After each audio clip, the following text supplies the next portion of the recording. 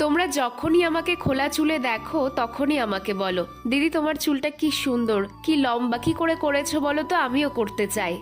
কিন্তু জানো তো, বাস্তবটা পুরোপুরি আলাদা। এই চুলের জন্য যে আমাকে কত কিছু স্যাক্রিফাইস করতে হয় সেটা শুধু আমিই জানি। ধরো সপ্তাহে আমাকে 3 দিনই ঠান্ডা লাগায় ভুগতে হয়, কারণ একদিন পরপরই তো চুলটাকে শ্যাম্পু করতে হয়। কাল যেমন বৃষ্টি হয়েছে, ভালো করে চুলটা শোকাতে পারিনি, রাত থেকেই শুরু হয়ে গিয়েছিল গলা ব্যথা, সকালবেলা উঠে এত সর্দি, জ্বর জ্বর ভাব, হাঁচি পড়ছে, সব মিলিয়ে যে কি অবস্থা আমার হয় আমিই জানি।